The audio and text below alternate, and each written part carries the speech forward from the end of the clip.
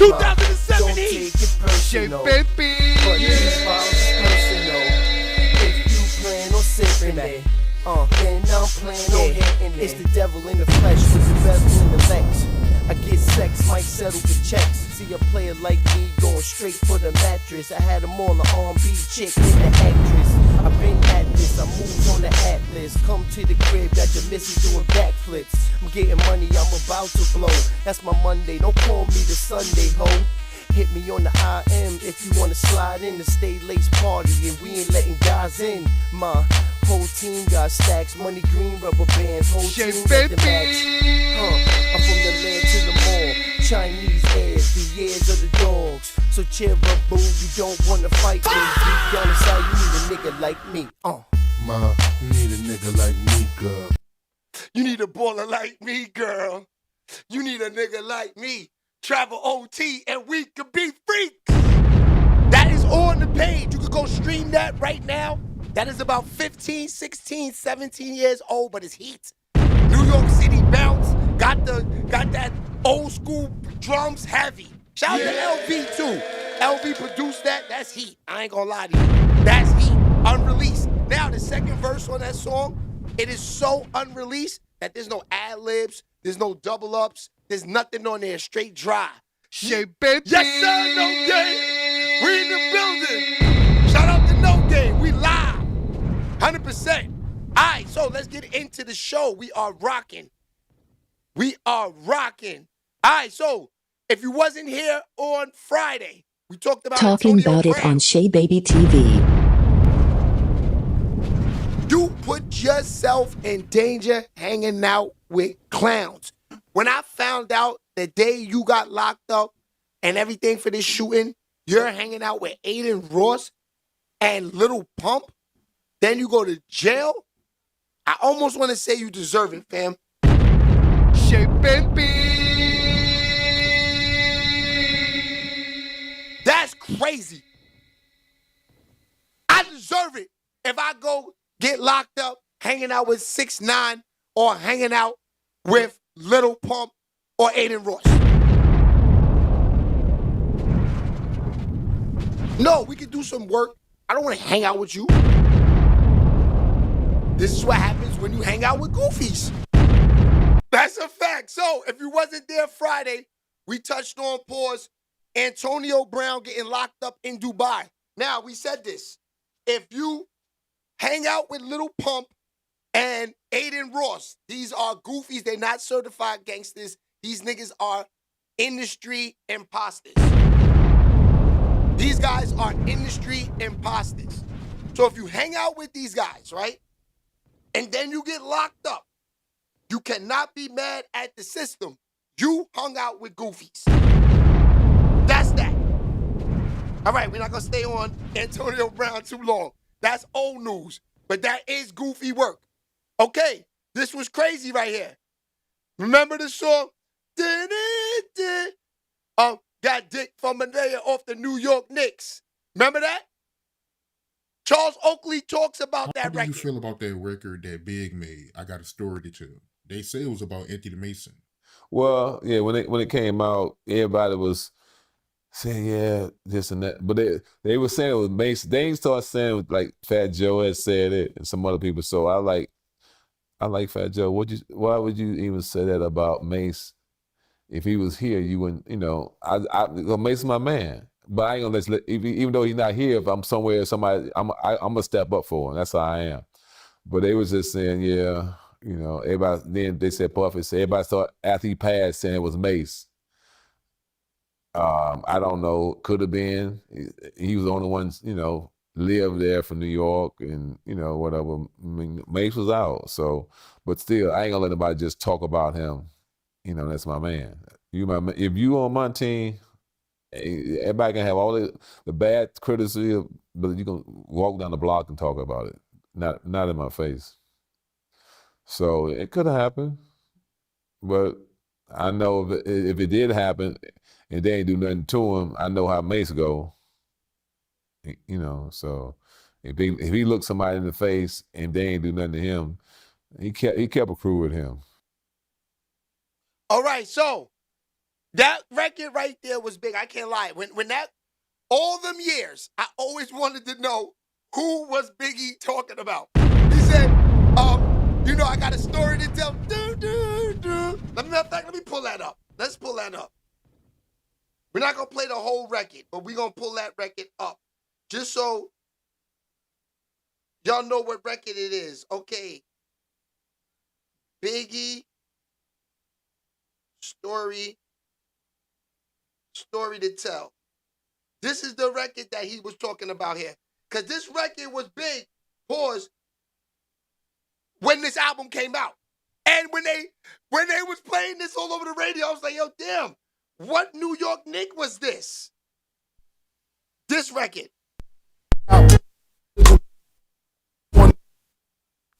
Ass. Okay, he said, shit, I was up in the ass while he was playing against the Utah Jazz. That song. I remember he was like, she get dick from a player off the New York Knicks. That's why Charles Oakley broke it down. He said, why y'all talking about my man Mason? Shout out to Little Mason, too. I had a chance to work with Little Mason, pause. I do the commentating. I interviewed him. Great kid, great guy. So I like Oakley held him down. 100%. Shout out to Anthony Mason. I like that dude a lot. Hey, baby. Hey.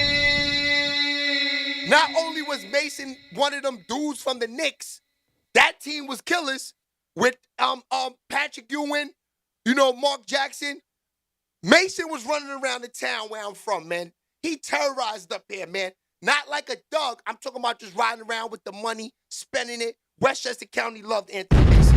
100%, man. Shout out to Anthony Mason. Yeah, Don Coop, we on everything today. Shout out to Don Coop. Let's roll Don Coop out, man. That's a fact.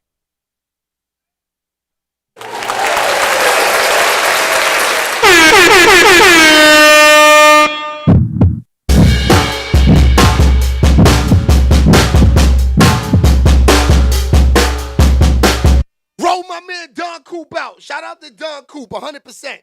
All right. So, yeah, Don Coop, Max B is home. He is home. Look, check it out. My fucking brothers is back together.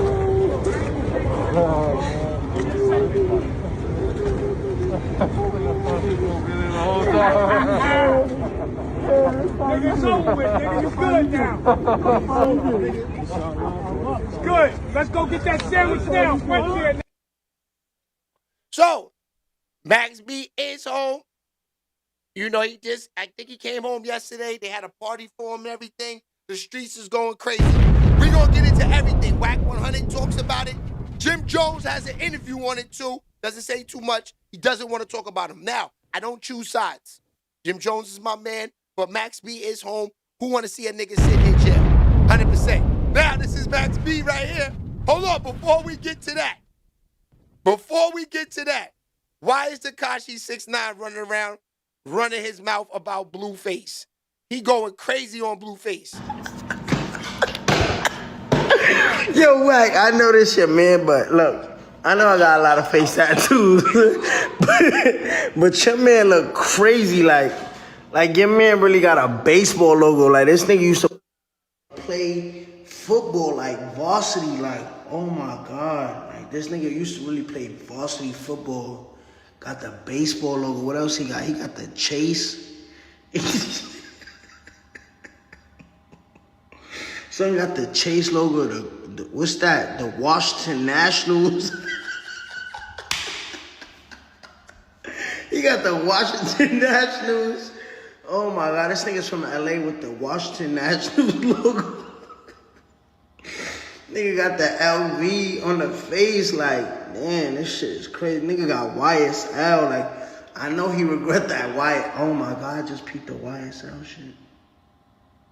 It's a bad luck walking in the prison yard with that shit now.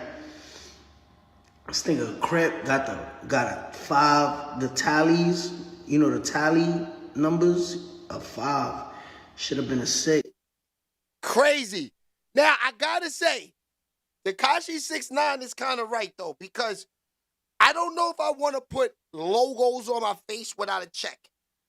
better yet, on my YouTube or on my work, than to have it on my face. Nigga got Major League Baseball logo and Louis Vuitton on his face. That's crazy. When you think about it, that's disgusting. Who wanna walk around with a logo of another nigga on your face? That's like me putting on like one of these podcast niggas logos right on my cheek, Nike check on my face. Never. I'm honestly, to be honest with you, they couldn't even pay me to do that, my niggas. If they said, Shay, give you $1 billion to put a Nike check on your face, I can't do it. I'm sorry. Y'all like, no, fuck it. $1 billion, I'm doing it. No, not me. Think I want a Nike check on my face when I go to when I in my casket and people looking at me like, this nigga got a Nike check on his face. What a groupie. But I did it for $1 billion. That's a fact, man. I can't do it. Putting logos on my face, this nigga did it for free. You never know, though. He probably got a bag for that. To put a logo on your face is crazy. Crazy work, man. Maisha Williams, what's good? Lil Durk is gonna get 69. Damn. Maisha Williams went in on Lil Durk. K. Dennis. Tootie. They gonna pay soon, watch. Yes. Shout out to Macaline Walsh. Uptown Romeo, what's poppin'? Oh, it's lit here today. Shout out to everybody. Max B is home, I guess. Y'all want to see what's popping, right? So, yeah, 6ix9ine kills him, man. Kills him. All right, let's get into it now, man. So, oh, wait. Klay Thompson. Klay Thompson. I didn't forget about you, Oh, y'all, Klay Thompson couldn't handle Megan. Done got benched. Megan from Texas. She a real mama. She need a real cowboy. He ain't get it up. She done took his legs. Boy, can't even shoot threes no motherfucker. Megan, stop it, baby. Stop it. Boy, done lost his legs. I wouldn't want none of that. I don't want no vagina that good to make. Well, I can't do my job. Never.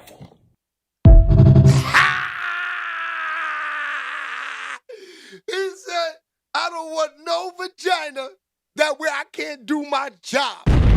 That's a fact. Oh, yeah, shout out to the boss lady, too, man. Got a chance to sit down with her this weekend. She's a good vibe, chilling with her. 100%. Had a nice little sit down and, go over business. It's always a good vibe. Shout out to the boss lady. Yeah. Shake, baby. But, yeah, like I said, this is real. And I got to tell you, man, we said this last 2-3 months ago. This nigga was going to be trash this year because he can't handle the coochie. He can't. Some niggas just can't handle the pressure. This is too much pressure for Klay Thompson, man. He's dealing with a chick from Texas. She's a thick joint, too. You see he's Drake light skin. He's definitely not busting her ass right. He's definitely not busting her ass right. And that's what's the problem. He's putting all this effort in. He's taking all types of honey packs. He's getting all types of pink horsepowers, trying to survive in that coochie. And then get on the court and shoot 2 for 60. He's a bum, my dudes. They say Klay Thompson equal Russell Wilson. Light skins are in effect. Fox, I'm sorry. Thank God you a dark skin. You darker than Drake and them. Because you would be in the category with them, OVO. The light skins. Because you like Drake. But OVO, real talk, you right. He definitely equals Russell Wilson. It's over for them dudes, man. And you're a fool on FanDuel if you put this nigga on your ticket thinking you're going to hit and get money. Straight loser. Loser. Now, you an NBA nigga with the bag, right? Bust her ass, get back to work, get in the gym, and produce. No, you want to move in with her, give her the keys. You want to do all of this stuff. This is why you're not focused. Shay Baby is focused. And that's a fact. These ladies out here got real Texas mud pie. I got one married and I cook and clean every day. Yes, sir. He don't talk to him. Hey, what's up, my boy? I am from Chicago. My boy, what's Jim Jones gonna do with Max B being home, my boy? Shout out to John Taylor. We gonna talk about all of that today. I got everything. Now, like I told y'all, you're not gonna get me on here. I'm not gonna read these comments. Shout out to you, John Taylor. I gotta rock with you. You wanna know the smoke just like me. But one thing I'm not gonna do, I'm not gonna get on here and bash Jim. I'm not gonna kill Jim. Jim is good money with me. Jim is fam. Now, I don't know Max B, but I don't ever want to see a nigga sitting in jail. He came home a little early though. He was supposed to have 69 years or something like that. He did 17 or 20 it was. We gonna get into that too. It's up this morning. That's a fact. Now, you hear all these people saying, let's talk about it. I'm not gonna say that no more. Too many niggas saying that. My slogan is talking about it. So we talking about it. Let's see. I try not. It's hard to not say it. But we talking about it. Let's get it. All right, Cameron. Cameron jumps out there early. Cameron jumps out there early. He ain't saying too much though. Trying to think of an example of like the best niggas with the best lyricists in the world talking about, God damn, this nigga rhymed this with that, and then rhymed that, and then brought it back on a double entendre, and then compound the word. You be, as a lyricist, you just like this, like, God damn. Then you got a nigga like Max B and come through like, what up, baby? Did you see this here, man? I look good, I smell good, I taste good. Yeah, baby. You attracted. Yo, this nigga selling it right here. You got this nigga spitting all these bars, rapping his heart out, and this nigga Diddy Bop with the waves and the talk, and he say, nigga, fabuloso, baby. It's bigaloso. Pause. You know what I'm saying? You more attracted to that in the audience because he's selling that, and you got to understand that. And that's just an example when you're saying, nigga, we're selling things here. This isn't personal. We're trying to sell what you bring to the table. And Max B, I'm just using him as an example because he's one of the best talkers off of music ever. And that counts these days. Like, you know, it was a time where you didn't really know people's personality because you didn't have social media. Yeah. Or they didn't have access to media until somebody wanted to interview them. You got to think about this. When you came out, you had to wait for the vibe or the source of somebody to do an interview with you. And that's not even video. You got to read what a nigga wrote about what you said. That's crazy. So, we could tell Max B is going to be on Cameron's show. That's obvious. That's obvious. And we all know why. Because, you know, the tension between him and Jim, they know Cameron and Jim got the tension too. We know they going down that route. We know that. Now, is that interview going to do well? Hell yeah. Two Harlem niggas, they got a lot to talk about. Now, you heard what Cam said. You heard what he just said. Max B is different with the whole selling what he's pushing. Now, check him out. This is Max B's little interview that he had on the football field because he did go to the Jets game immediately. He popped out at the Jets game. Hold on, let me see if I can find that. I think this is it right here. Moments ago, 50 Cent reacts to Max B, finally released from prison after spending 16 years behind bars. That's right, y'all. Before we get into 50 Cent's reaction, again, as we seen yesterday, nothing but videos all down your timeline showing so many people greeting Max B moments after being released from prison. As you can see here, this is the viral video Listen, man, this is a long time coming, right? We've been hearing about these rumors for years. And I'm gonna be real, after a while, I didn't know what to believe. Come on, once 2020 came around and Max wasn't home, it was like, yo, I don't know. You know what I mean? But this is a reality. Seeing this video of French Montana and Max embracing each other, I know the internet, they could be on some, childish shit at times, but understanding the dynamic of their relationship, understanding how so much changed when Max went behind bars. French, his career went off, but listen, man, things would have been different had Max been home. You know what I mean? Him and French, who knows where they would be in this rap game. You know what I'm saying? But listen, moments ago, 50 Cent reacted to Max B release. For those who missed what 50 had to say, he's always trolling. And of course, he had to bring up Jim Jones' name, okay? For those who missed what 50 had to say in his post, as you can see here, 50 made a post showing Max B FaceTiming with Who Kid, but in the caption, it says, homie said Max home. It's packed in the harbor. Jimmy about to drop a dime on these niggas. LOL. All right, now again, that was 50 Cent trolling Jim Jones after reacting to Max B official release. Okay, now this video here is Max B being, embraced by Method Man at the Jets game yesterday. Similar to Meek Mill when he came home, right? They flew him straight to the 76ers game. Max, he wasted no time, man. He's outside. I'm pretty sure he hasn't got any rest because, man, this has been a long time. You know what I mean? Like I said, for years we heard about the rumors of Max B possibly coming home. But now that he's here, it's like, yo, what is next? You know what I mean? It's good to see him get that love from those in the industry, but a lot has changed. Now, side note, your boy Mano, he was at the Jets game yesterday. Now, again, people are wondering, did he happen to run into Max B after his episode with Jim Jones, speaking about enemies? You know what I mean? An enemy of my friend. Come on, I can't be seen with. Now, that's a good question, though, because if you watch, shout out to Jim Jones and Fabulous, Mano, and Dave East, they got their own podcast right now. It's out. We know it's in the streets. So, last week, Jim Jones asked them niggas on the podcast, are y'all going to Max B's coming home party?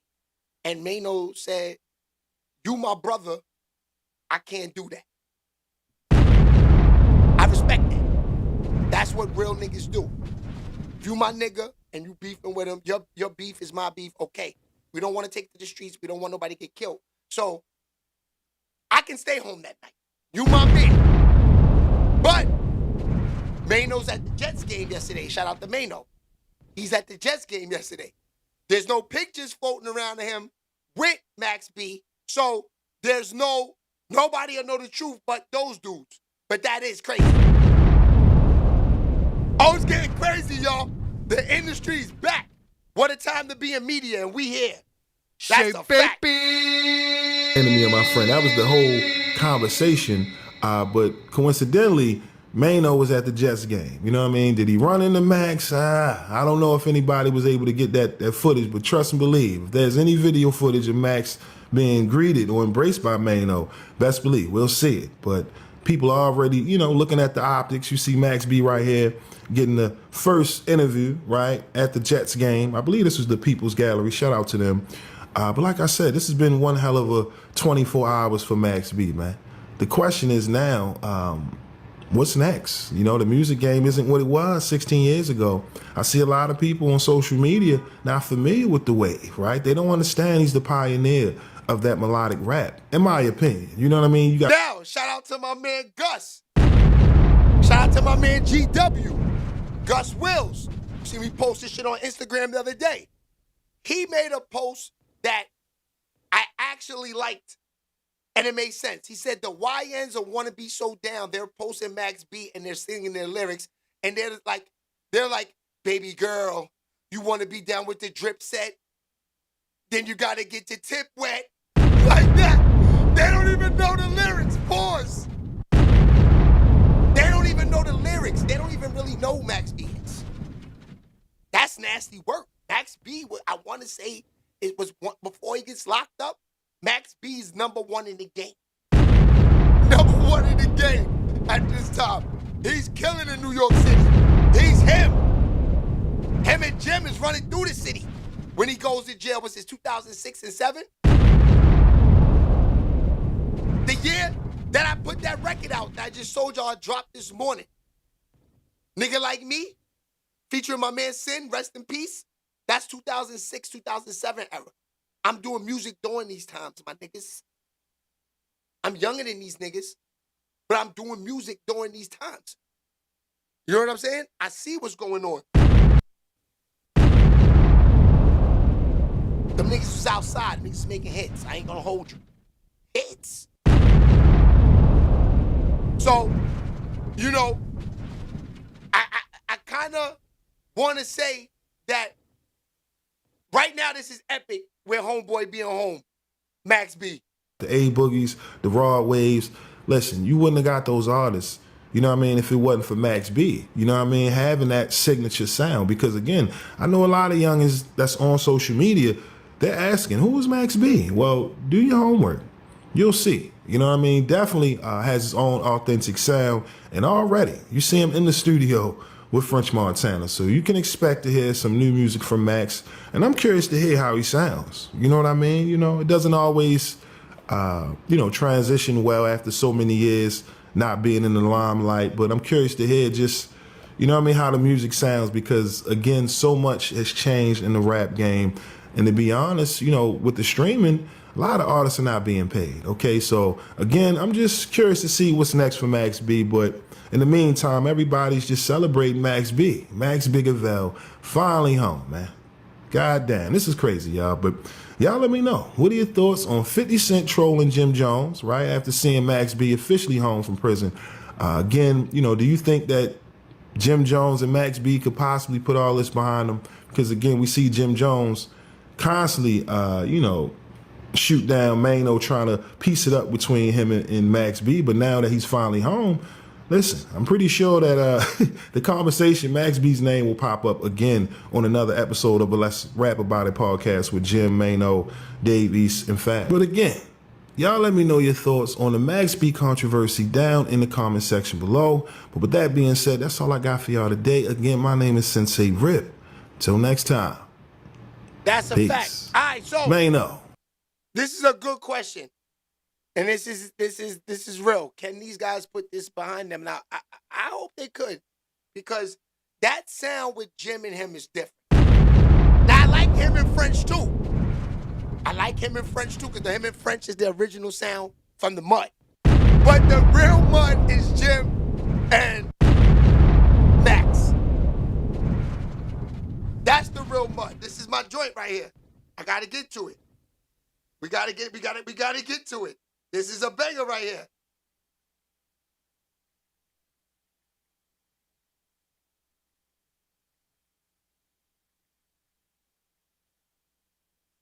Let me see if I can pull up that record. Because these records is bangers. Oh my God. Oh my God. Oh my God. Suede all Woo! in it, drop top roof, blowing haze all in it. Cause y'all know I'm a straight up menace. Run up in your crib. Baby girl. Baby girl. Come on. That's the original sound. Shaving and kissing it. Trying to get to the hook. We don't want to mess up the monetize too much. There you go. There you go. I'm silly, baby girl. You tryna be down with the dipshit? Yeah. Well then you gotta get your lips wet. What? Baby. Ah, this is fire! Fire! Baby! Fire! Fire! Fire! Beyond fire! Harlem, New York City, on fire with that record. That's what I'm trying to say. That's the Mud sound. Now, let me see if I can get. Let me see. French. Montana featuring Max B. Let's see what they sounds like. Let me see. Let me go to one of their bangers. Let me see.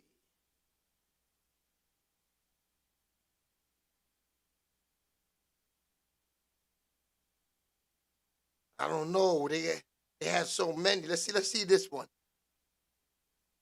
Let's see what this one is sounding like. It's your boy Big Fella. This is security. Shit. I always feel like somebody's watching. These niggas be creeping on me. Coke is weed.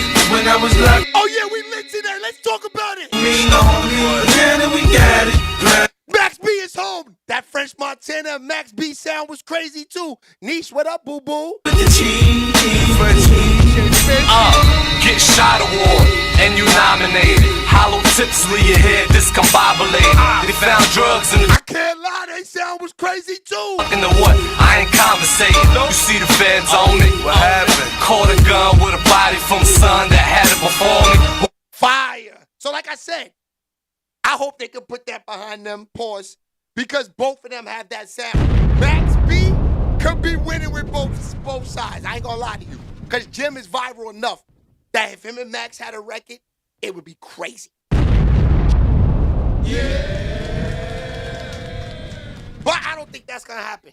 Because Jim is just not feeling it. Now, this is the interview that Jim had yesterday, I guess when he came home. They woke him up in his bed and did the interview.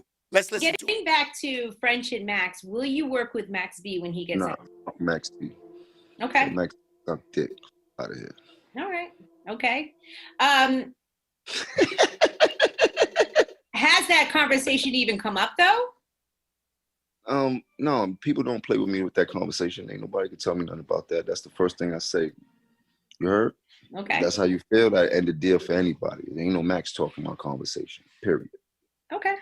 So what is it like interacting with French, after this whole time? And I kind of feel like, this is such a spectacular thing that's happening. You're breaking new ground. But what is it like interacting with each other at this point? Does everything just feel natural, okay? I mean, what does it feel like? I mean, it's funny because we've been beefing with each other so long. You start to learn everything about the person that you at odds with. So it's like we've been friends that we knew each other for all this time. It's not really too much for us to talk about. We sit there, laugh a couple times. But for the most part, the one thing I did know is that nigga's taller than a motherfucker. He say 6'3". I would never, I never knew he was that tall. He's like tall like a basketball player. Like, God damn, make it feel short. But shit, shouts to French, man, and all his peoples, man, and everybody that came out that day from the Bronx and from Harlem and from wherever out in New York City to see the historical event. Now, let me pause it. French is my guy. That's my boy. Now, I don't know French from the music business. So I'm not going to sit here and say, yeah, French is my nigga from the music business. I know French from playing basketball. Just around in the Bronx, Gauchos, Riverside, all of that. French was nice. French used to have his own tournament. I used to play in that tournament. Shout out to my cousin Vaughn. I used to play with his team. This is like 99, 2000. This is when I'm like 16, 17. You know what I mean? Maybe a little younger. I played in the tournament. French had his own tournament at a young age. This is like, French is probably 18, 19 years old with his own tournament in the hood. See, French been outside because French was doing the DVDs. He was doing music. French was, he was outside. That's a fact. So, French is 6'3", because French is a basketball player. I ain't gonna lie to you. So, French had a handle, had a three-point shot. He had a good ghetto game. He had that Tremont Avenue in the Bronx crossover. 100%. Shout out to French. All right, let's get back to the smoke. Man, it was very, very uplifting, very inspiring. If you know anything about our history, then you would understand how big this is for the New York City and how big this is for hip-hop culture, especially at the state that we're in right now with so many rappers being injured, shot, and killed. God bless their souls. So, you know what I mean? Things like this we need more of, I would say, because I know I've contributed a lot of madness to this industry. And maybe I could help turn it around just as much as I help fuck it up. You linked up with French Montana in Harlem. Mm-hmm. That was quite a significant moment. Yeah, shout out to French. It's long overdue.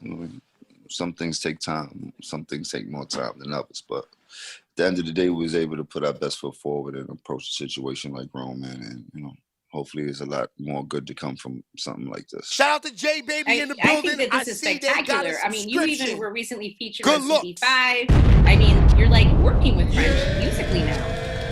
Yeah, we did a record. It's the first record that we ever done. It's pretty dope. It's the first record on his CB5 compilation album, which is pretty dope. You know, having problems with other people is inevitable, but you know, there was a way that we handled our problems when we were younger. Fox. We didn't involve everybody else. And right now, the internet and the social media and everything that plays into these kids' psyche has a big impression on how they act. And you got people that's dying over things that's typed on the internet. You got people that's dying over words that were said over bullshit. So there's a lot of bullshit deaths going on that shouldn't be happening. You know, it's just sad to sit up here and talk about it because I know my voice is not enough for everybody to hear me.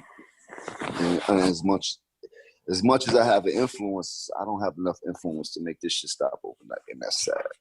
You know what I mean? Because I know that I partake in a lot of foolery coming up in this industry, and God bless me for being able to be laying in this cozy bed today because I didn't think that I would be here to wake up and have an interview. I mean, I don't remember you ever being surrounded by a ton of security anywhere you went. I moved different. I'm a different individual from any other person that came into this music industry, period. And everybody knows that. I'm not Superman, I'm not Batman. I just move accordingly. And actually, you could put that how you want to put that. Don't ever paint me in the box with any of these other people. And I don't say they might be better than me, they might be richer than me, but I move accordingly. I move the way I need to move. And that has helped me navigate in a safe way throughout my time in this industry. And yes, I've run into a couple of things, but I know how to stay dangerous when it's time to. Okay. Max B coming home. Where we at with that? Are you able to get past that? No. Now we get past now. We can get past that now. You want to get past it? Or you want to dive more into it? Or you want me to tweak it? I want you to pass it at some point. You want me to crash out? I definitely don't want you to crash out because I don't want to crash out. Now, what I want for myself, I want for my brother. I appreciate it. You see what I'm saying? Jim Jones is now a snitch. Niggas telling on niggas and all that. Told on that nigga Zoo. He on the run. You told on him. Dry snitch. So Jim Jones, compare the names. Look, Max Biggervale. Jim Jones. The f*** guy don't even add up. They're not on my level, man. I remember right around this time, 2021, you said you were trying to end the beef between Jim Jones and Max B.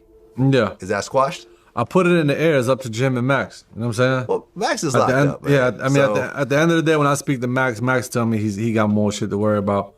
When I speak to Jim, you know what I'm saying, Jim is on his own time. So, I mean, they both grown men.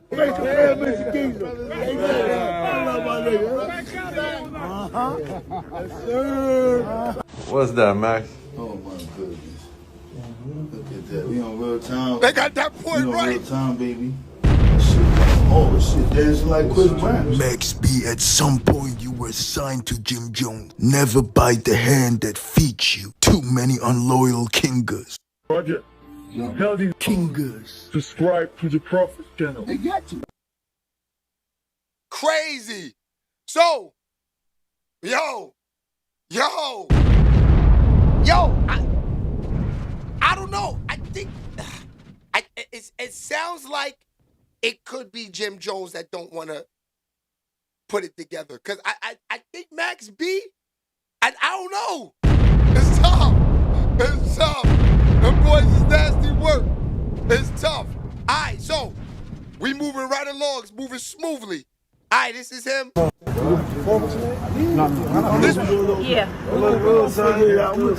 was Max in Harlem yesterday. What's that, Max? Oh my goodness. Look at that. We on real time. We on real time, baby. That shit going. Oh, this shit dancing like Chris Brown. This shit dancing like Michael Jackson. That motherfucker twerking. This shit twerking like Michael Jackson. Like the Thriller with no lotion on. Put all this on. That motherfucker twerking, boy. We're gonna get all this. This going over here. This going over here. This going over here. Yeah. Oh my goodness. Another one? Oh my goodness. Oh my goodness, what's that? That's honeycomb? This is kids with the honeycomb. Ooh! And I gotta get what size you giving it up? All your shit gotta be two-tone, man. Oh my god. Avi. Yeah, we gotta make sure you looking great, bro. Not good. Oh my god. We going in the studio. That's it, bro. I got you. They getting Max right out there. They getting Max right out there. All right, so got some more smoke. Let's move into, you know what I wanted to watch with y'all? Let's figure out who Max B is. This is the beginning of everything. Max B was born Charlie Wingate in May of 1978. He grew up in Harlem, New York, and actually stayed in the same apartment building as Cameron, a few floors beneath him. This makes his later ties to Dipset almost feel like destiny. Before the world even knew him as Max B, Harlem knew him as Charlie Rambo, a wild kid who was constantly in the streets, getting into trouble and living fast. His early years were very rough. His mother battled addiction for much of her life and even served time in prison because of it. That left Max to be raised primarily by his grandparents. His grandmother was the opposite of the chaos around him. Strict, deeply religious, and full of faith. She kept gospel music playing around the house and instilled discipline and spirituality in him. This environment planted the seeds of his musical ability. As a kid, Max B sang in the boys' choir of Harlem, showing early glimpses of the soulful voice that would later define his sound. Music became even more personal for Max through his older brother, Eric, who he always described as the cool one. When I was staying with my grandmother back in like 87-ish, 88, he used to go in and out of town. He was into music real heavy, and the last time he left me a big sack of cassette tapes, and on these tapes were everything, all the DJs. This was back when cassette tapes were like 120 minutes, and Kid Capri and Star Child and Brucey B used to make all the mixtapes, and they used to put all the old music together, all the Frankie Beverly and Mays and Luther Vandross, all the great artists. They used to mix them up and blend beats and put them together. Sadly, Max's brother Eric died in Baltimore in 1991 at the age of 16, so a big rest in peace goes out to Eric because I couldn't imagine what losing a brother felt like to Max. Despite the guidance from Max's grandmother, Max was still involved in the streets. By 17, Max had gotten into serious trouble and was sentenced to 8 years for robbery. He entered prison as Charlie Wingate and came out as Max B. While locked up, he started reflecting on his life. In interviews, he has said that he would look at himself in the mirror and realize he could not go back to the corner. He wanted to become something greater, something larger than life. That's where the persona of Max B was born. The name came from Max Bigavelli, Biggie Smalls, Big, Jay-Z, Jigga, and Tupac Machiavelli. Max B has said Max Bigavelli is Biggie's smoothness. I never knew that. I swear to God, I never knew that. The nigga's name. What a name. What a name, cuz.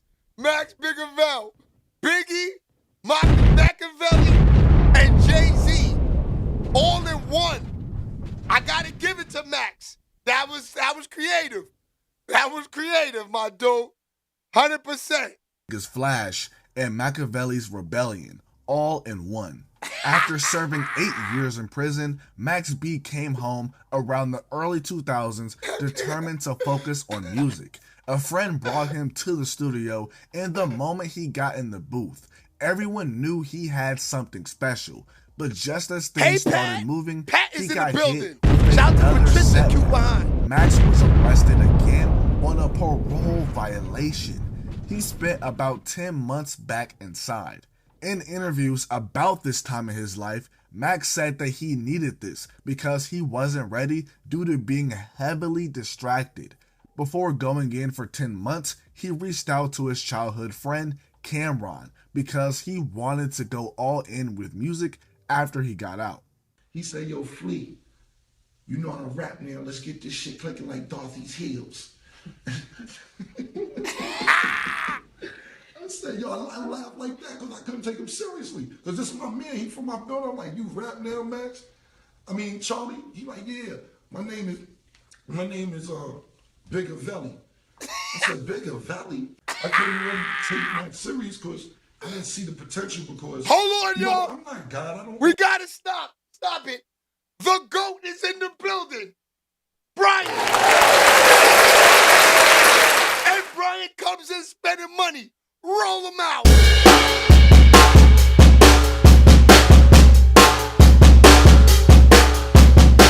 Shout out to Brian, man. His money just don't end.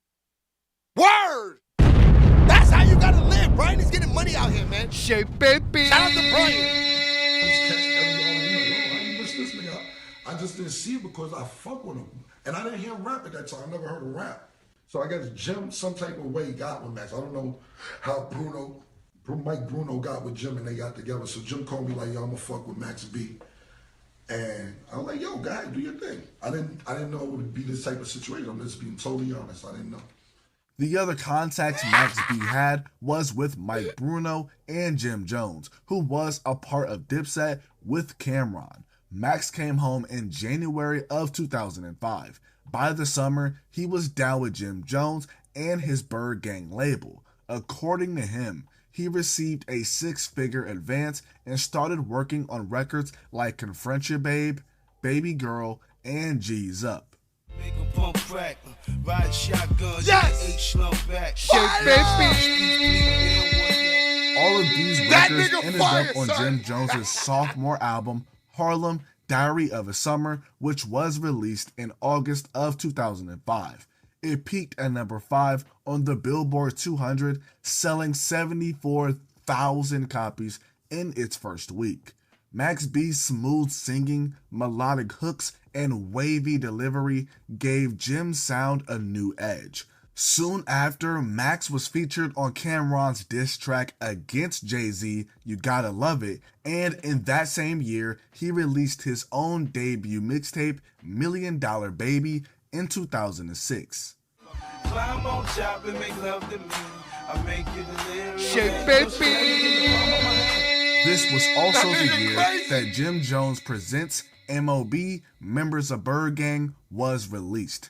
Everything was lining up for Max B until September of 2006. This is when Max B was arrested in connection to a botched robbery in Fort Lee, New Jersey that ended with the man dead. The case involved his on-again, off-again girlfriend and Max's stepbrother, and it would hang over him for years.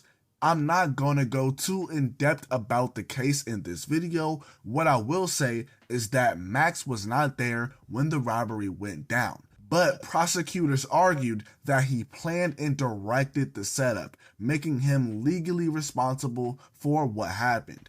While Max sat in jail awaiting trial, Jim Jones' single, We Fly High, exploded. It was released in October of 2006. It peaked at number 5 on the Billboard Hot 100, and the ballin' dance became a cultural moment. Shape baby. Max B appears in the music video, and soon rumors started flying that Max had written or co-written the record. Jim Jones has vehemently denied this, but to this day, fans still debate who really came up with the hit. Besides We Fly High, there's rumors that Max B and fellow Bird Gang member Stack Bundles wrote material hold on, for let me Jim pause Jones. this. Hold on for a second. They had the team. Max B, Stack Bundles, Jewels. They had them little hitters. Pause. Them little young hitters was in at that time. I'm telling you. Max B, Stack Bundles. Shout out to Stacks. Rest in peace. I got a chance chance to meet Stack too. So let me tell you a story real quick before we get back to it. Stack Bundles. Back in those days, this is when I'm doing music. You got to go down, meet the DJs in front of the radio station. So all of the new artists, all of the young artists, me, J Hood, Shells, Poster Child, Stack Bundles, Paul Kane, Graf. There's a lot of them. We used to just stand outside the radio station. So when the DJs walk in, give them the record, give them a few dollars. Me, I used to give them sneakers, give them liquor, big bottles, real big bottles of Hennessy. Shout out to K Slay. You know, K Slay used to play a nigga record. You know, K Slay didn't want no money. K Slay was a real nigga. He said, I just like to drink Henny. So I go get the biggest bottle of Henny you could get in the liquor store. That's a fact. This is like 99, 2000. I'm a baby, y'all. I'm like 16, 17 down there in front of the station. Too deep, little young niggas with me. Mind you, these niggas is from the city. I don't even know what's going on like that. You know, Stack getting murdered. Rest in peace to him. You know, it was dangerous out there, but your man was out there. Now, I wouldn't get on the air and say this if niggas knew that I'm not out there. Shout out to Don DeMarco. You know, yeah, shit like that. On Smack DVDs, DJs for all of the big podcasters, he'll tell you, I'm outside. I'm out there.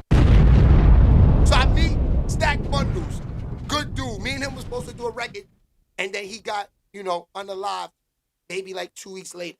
He was good. He didn't want no money. He just seen that I was heating up on the mixtapes on the low. I was from Westchester. You know, for me to be from where I came from, you know, the only niggas that made it out of where I'm from at this time, this is the 90s, y'all, early 2000s, is the Locks and Mary J and DMX. And they're not even from where I'm from. They're from Yonkers. I'm a little bit more north, like 20 more minutes. I'm in the burbs, the real burbs. This is true. So for me to make it down there and be in a mix like this, they like, okay, give son a shot. He has the nerve to be out here. So that's how I got my name. My name was just being in the mix, being outside. It just made it extra harder, pause, for a nigga like me to get on. Because y'all like, Shay, so what happened? Why you ain't making a hit? Do you know who my fucking competition is? The Locks, DMX, Jay-Z in his prime, Mace.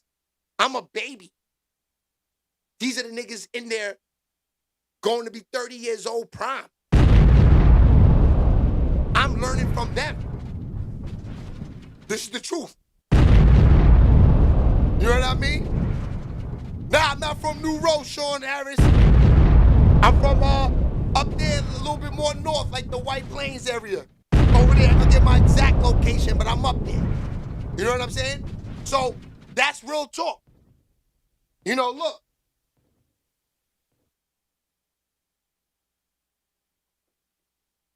I showed y'all this before.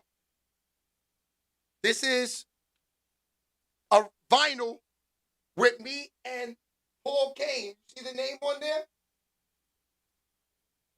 Now look, featuring Pee Wee Kirkland, the famous drug dealer, and Fab's brother Paul Kane. So you know, if you got Pee Wee Kirkland on the record and you got Fab's brother Paul Kane, you gotta know Stack Bundles. That was their crew, Stack, Paul Kane, Joe Buttons. Shout out to Joe Buttons, he was out there too. You know what I mean? This is real. Triangle offense, all of that. The triangle rocked with Joe Buttons heavy. Look. I can't lie to y'all. This is Pee Wee. This is me and Pee Wee at the video shoot. Jacob on the wrist. This is real. I'm outside, my niggas. You know, I just show y'all that so y'all know I'm not just a nigga on here. If you go look at 90% of these YouTube niggas, they just running their mouths. They just fans talking about the business. You know, when y'all following me and rocking with me and supporting what I'm doing, I'm one of them, my niggas. I'm just going up. This is like a nigga making the league during the Steve Nash era, Kobe era, Vince Carter era. Yo, I didn't even know you was in the NBA. Who are you? Do you know who I'm playing against, my nigga? Marbury, Steve Nash, Michael Jordan in his prime. This is the 98. They get drafted, I think, in 97, 98. Or 95, 96 era. One of those eras. That's the Jordan eras. So, of course, you don't know about John Harris that played on the Lakers that was the 12th man. Because the league is loaded. Loaded with superstars. So we're like, Shea Baby, why we don't know about what happened to the hits? I'm in the fucking era of Marbury and the Steve Nash and the Kobe Bryants, man. That's the era I'm in. You know, every say, Jadakiss, you're the GOAT. Jadakiss, you're the GOAT, right? I'm there with him in real time when he is warming up to be who he is now, the GOAT. I'm there.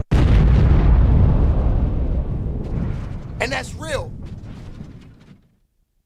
I'm just saying, those eras was the best eras ever. So shout out to Max B and Stack Bundles, because Stack Bundles was one of them. If Stack didn't go, Stack would have been one of them dudes. But this is also something that Jim Jones denies. Why would you even ask me that? Max B never wrote 1 ounce of my music, nor has Stack Bundles, nor has Cam, nor has anybody in my whole life. You can't allude to what you hear out there if you don't know it for sure. Nobody writes my music at all. If you really want to know, I have ghostwritten a lot of music for a lot of other people, including the name you just said. Thank you, Patricia. If you really want to get technical, but that's neither here nor there. When Jim Jones released his 3rd album, Hustlers POME, in November of 2006, Max B was all over this project. He appears on 7 out of... Don Coop, we pause it real quick. Don Coop, I just read what you said. It is tough comp, my nigga. It's tough comp. You know what I mean? Even, you know, I just showed you a record with me and Paul Kane. Even being on records with him like that. J Hood. Those niggas are nice. Graph. Those niggas are nice.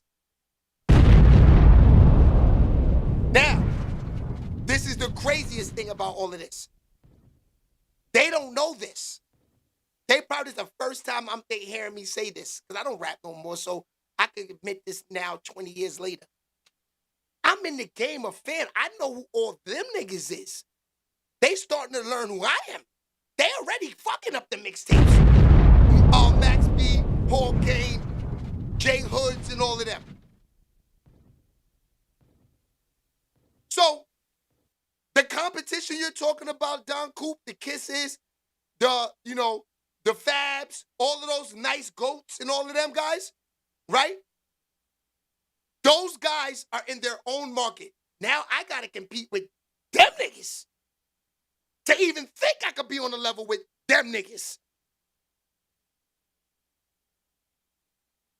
The young niggas was fire back in them days, my niggas. That's why I don't listen to rap music right now.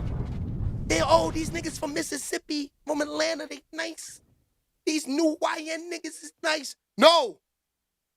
In my era, we had a whole mixtape flooded with nice niggas. Any nigga on this mixtape could be on Hot 97 or 105.1 and make hits. I just played y'all a record that I had in 2007. The beat is mean, the bars is crazy. That's just a mixtape song then, my niggas. They throw my shit on the K Slays, the Cool Kids and everything, and yeah, just go ahead and let it float on the tapes. Hot 97 is flooded with Ja Rule, Fat Joe, Diddy. Come on. That era's the best era ever of music. 100%. The 20 tracks on it.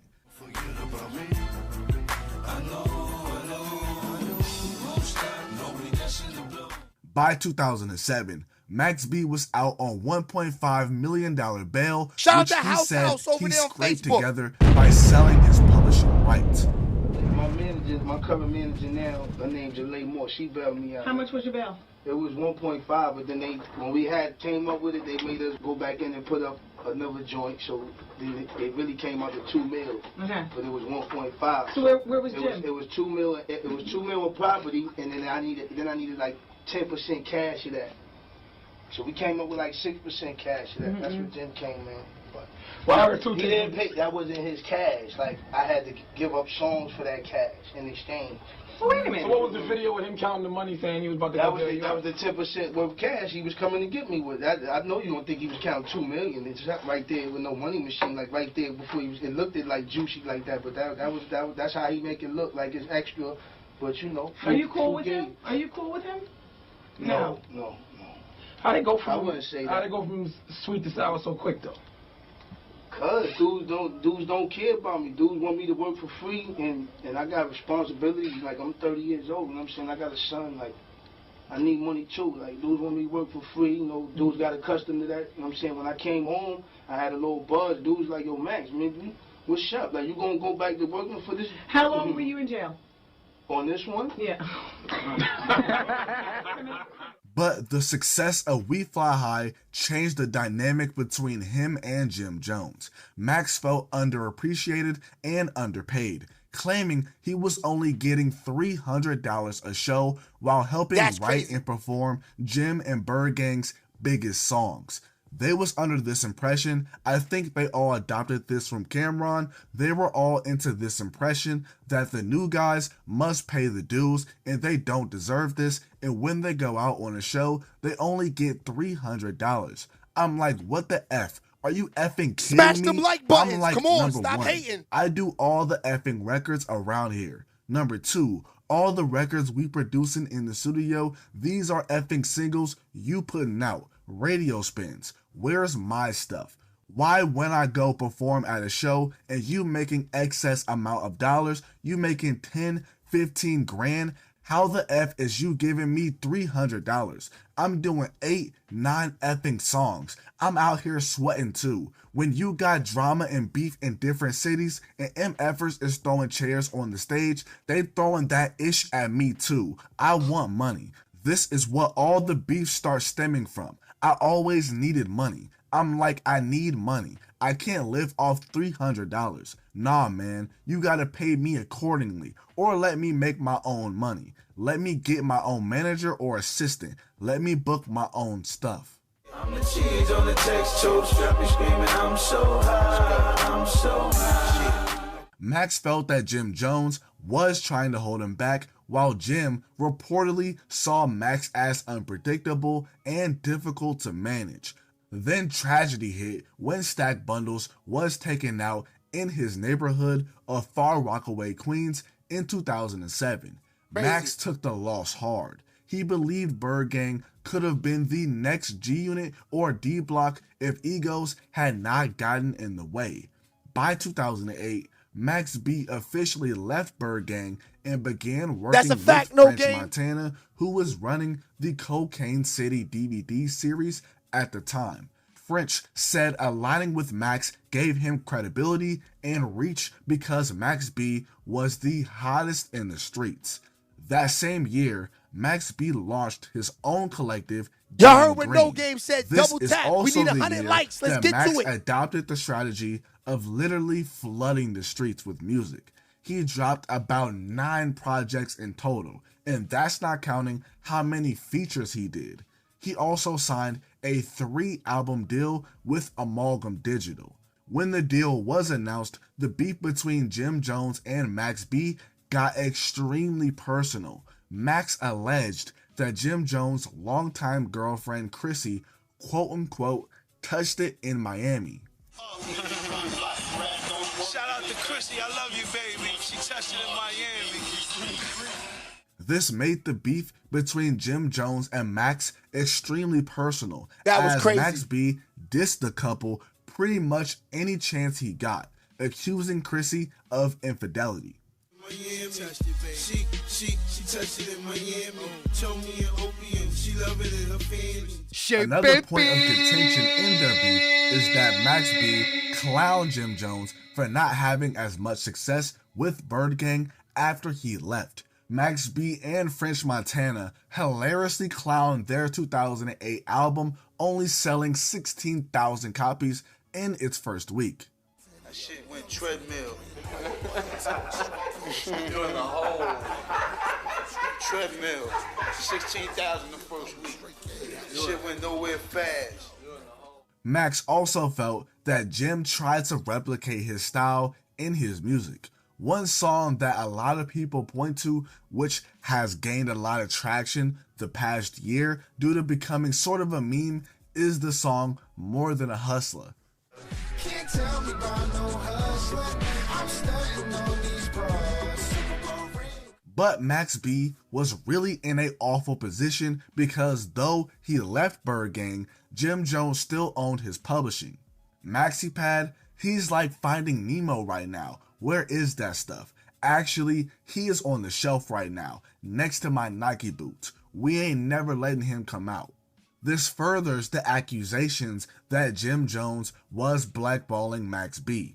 But back to Max's deal with Amalgam Digital, and after this deal was brought to light, Max B would be prevented by Jim Jones's legal team for making any commercial releases of Max's music, meaning that Max B basically could not drop an album.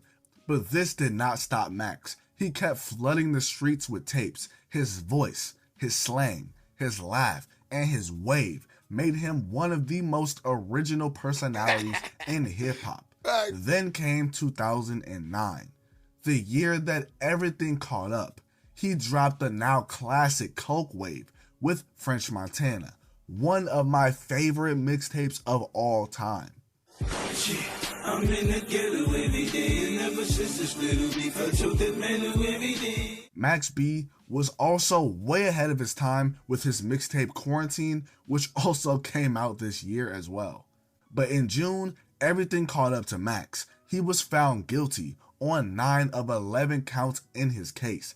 In September of 2009, he was sentenced to 75 years in prison. When at first I caught you creeping, wasn't even sleeping, she hit the speaker and bleeped them. Earlier, I mentioned how the beef between Max and Jim started over monetary issues. There's some belief by fans that the case that Max caught could have been prevented if he was paid more. Jim never put no artists out. Jim has never put an artist out. I got all the artists. I got all the talent. I was in the street recruiting all these rappers. Jim ended up getting some rappers, and what he did was use them for his album instead of putting them out. Max B may not be in jail if you put his album out. Or Stack Bundles might have got out of Far Rock if we had an album out. Jim never put these people album out, you know what I'm saying? Even behind bars, Max B did not fade away. In 2010, a judge ruled that Jim Jones no longer had rights to his music, allowing Max B to release his long-awaited debut album, Vigilante Season, in 2011. Yeah, the vigilante season is here, so buckle up. The Milli Vanilli killer, Chrissy, fuck up. Max B said that before their fallout, he had given Jim Jones 10 albums worth of material. From prison, Max B stayed connected to fans and the culture. He dropped tons of music from behind bars and did numerous interviews updating fans on the status of his case. In 2016, after years of appeals, his sentence was reduced to 12 years following a plea deal for aggravated manslaughter. During those years, artists continued to honor his influence. French Montana kept his name alive, putting him on albums, shouting him out in interviews, and even collaborating with Kanye West, who featured Max on The Life of Pablo with the Silver Surfer Intermission. But there have been other artists that have had Max B on their albums, mixtapes, etc. Smash them likes, but as of the time I'm releasing this video, Max B is expected or has already come home. Many believe he still has the charisma, humor, and creative spark to make a strong comeback. Max and Jim have had a rocky relationship even while Max has been behind bars. Recently, Max B has said that once he's released, he wants to start over. he took no issue when French Montana and Jim Jones resolved their beef in 2021. Jim Jones has recently spoken about Max B being released and whether they can solve their issues. It remains unclear if he'll put their past differences aside. All in all, this pretty much wraps up the video. Let me know what you guys want to see next in the comment section below. I love you guys with all my heart. We out. Ow. Ow.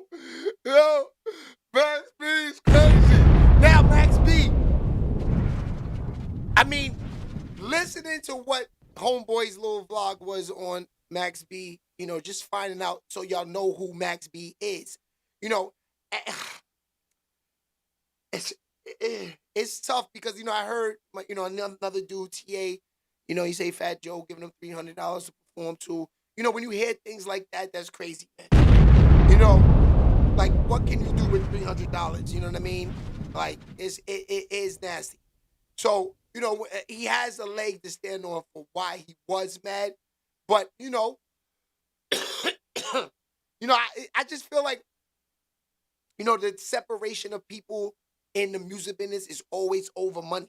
You know, it's crazy. People, you know, even like a guy like TA, you know, for him to have these issues with Fat Joe, it was over money. You know, deep down inside, you know, those two, you know, Fat Joe, I know he had a lot of love for TA. But if you had love for him, you know, you feel like, yeah, you would give him more bread, you know, but nobody knows, you know, how it is until you're in that position, because you never know. It costs a lot of money to have the entourage. Like, right, let's say you could book for $15,000. You know what I'm saying? The manager, the taxes out, everything. You probably walk out of there with like maybe $10,000, $8,000. Now you got to pay for the tour bus. You got to pay for niggas want to pop bottles in the club. So you know, going out to eat at the end of the night, taking everybody out to eat. So, you know, $15,000 turns into actually going home, walking in the door, walking in the home with babes, I'm home. You might come home with $6 grand. You might come home with $6 grand. You know what I mean? So that's the name of the game. Ever Jim don't want to throw with Max B, bro. No way, he can't even.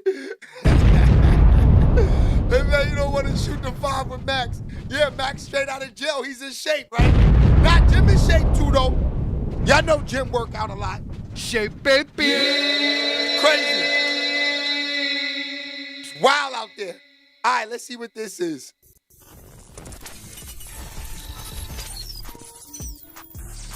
Welcome back to Limitless Celebrity News and Media. And today, oh yeah, this is Wack 100. Wack 100 back in the media, man. This is Wack 100, and he talks about the case with Max B, why he got locked up, and how he came home early, I guess.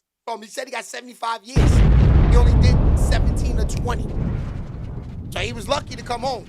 And this time he is speaking out and revealing everything about Max B, since he has just now been released from federal custody, man.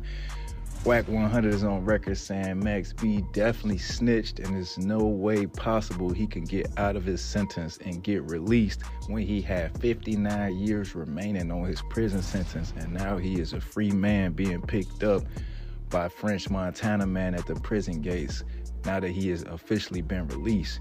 I got all the exclusive information from you, man, from Wack 100 stating the whole situation.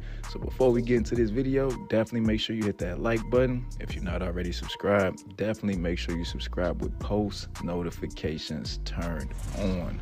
Let's go. Got some more exclusive shit today on, what's the dude name? From New York, the rapper dude. Max B. Max B. Why? Everybody has to get taken out. Why Max B? Wack, cut it out. Now you don't know who what's his name? Max B. Come on, my nigga. You know exactly who Max B is. Stop it. Cut it out. His brother called me. And said what? He ratted on him. Not the wave god. You want me to play it? He's sending me to work. Sure, why not? He's sending me to work. Are you familiar with Max B's case from back in the day? I'm familiar with it now. I'm pretty sure he sent his brother to go rob a girl. The girl's brother came home, or not brother, but her boyfriend came home while he was in the process of... No. They This killed how him. It went. It was a chick who met some dudes at a club, went back to the hotel with him. Right. Had a little money, they had whatever going on. She reports it to Max She B. let it to Max B. Yeah. Max B let his brother know, allegedly, Pooh Sims or some shit like that, Okay. right? So Pooh and the chick double back. Right. She had a key. So when she get there, the key don't work. They gang entry go in there. Whatever she said was there, what nothing there but a laptop, $800. Right? They smoke them up. They kill somebody up in there doing a robbery. Because, somebody tries to intervene. Yeah. Right? Everybody get away. Max B get questioned. Mm-hmm. He tells him what club that the female works at and what project building she live in. Oh. He identifies the chick. They snatch the chick. The chick then identifies Pooh Sims. Right? Max get like 75, 80 years. Pooh get like 100, 125. Right. The chick do like 10, 12, she home. Time goes by, Max get a time to, from like 80 to 20 or something like that. This when it comes to me. So we running it. We see where we got the paperwork because we found an appeal where he gave him the information on the chick. That was a violation. We seen that. But then it was a sealed file, right? I said, so some in this sealed file. They're claiming he got his time knocked down because of the inconsistency of counsel, right? So next thing you know, everybody always asks, Wack, how do you? They call me, right? I get a call from prison. Pooh Sims, who are you? I'm Max B brother. Okay, what's up, man? What you want? He said, man, they was telling me this. What you think I need to do? I said, it's a sealed file there, bro. I said, whatever secret's in that sealed file, only you can get it though, because you're in there, it's your case. This 6 months ago. He called me today. What's your address? What you got? He said, boy, Wacky was right. I said, what you mean? He said, when dude came back, he put everything on me. Said, I did everything. He put everything on me. That's how he got his time knocked down. Wow. Right? So he said, I'm sending you the paperwork so you have it. And boom, this just on the way to No Jumper. Wow. Look, this shit, man. Okay, so the new information you about to send me from, I just forgot that nigga name. What's his man name good? I'm a mail it to you. I'm a mail it to you, man, and then I'm gonna definitely give you a call, and we definitely gonna figure this out. And I gotta call my lawyer real quick before he leaves. Okay, yeah. So this Pooh, look. So you saying the new information he gave them, they can use against you if you go back on appeal, overturn it. They can use the new information to rebook you. Yeah, they can use the new information because this is testimony that he gave them when he went back and got resentenced. So you know. This shit crazy, man. All right, well, send me for some shit I ain't do. You know I ain't did it, man, and you gonna go lie to these people, man. So I'm gonna definitely shoot you the information. Send me that new work. Shoot you the information. Send it to me, bro. I got you, so we can. Well, there you have it, man. You heard it right there, directly from Wack 100, man, revealing all the information pertaining to Max B, man. Now that So that was, he was explaining about how he even got locked up.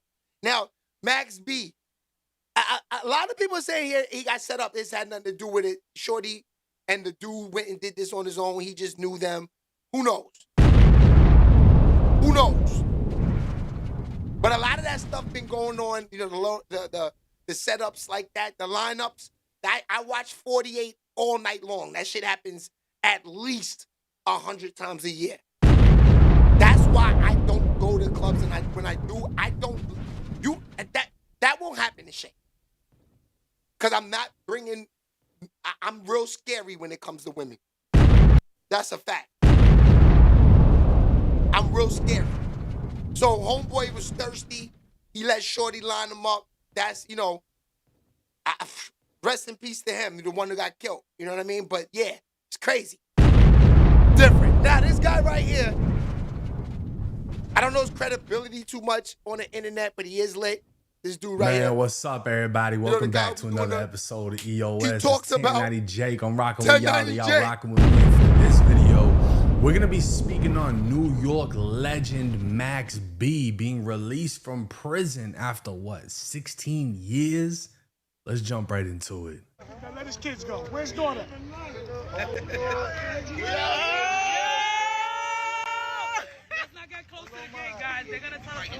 Now, hold on, let me pause it. Homeboy in the chat, Bay Price, he's right. How does Wack get all this information and he the go-to on YouTube, right? You're indicating that he gotta be the feds, right? It's crazy. Wack do know a lot of niggas' business and smash them like buttons. Come on. Let's get this live out. This live is lit. All right, let's watch 1090J.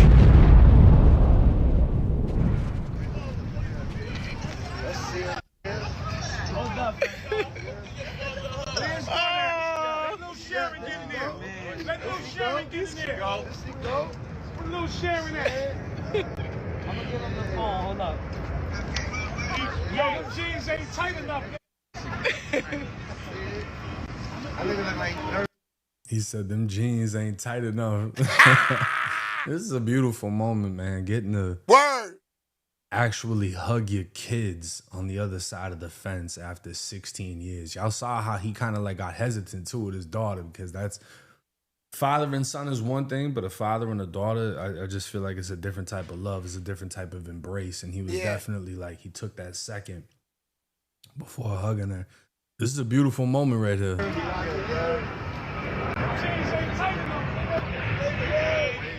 Now, that wasn't all, though, and if y'all didn't know, which anybody who knows Max B knows this, one of his closest friends is none other than French Montana, who also was able to pull up for Max B's release. Crazy. Back together.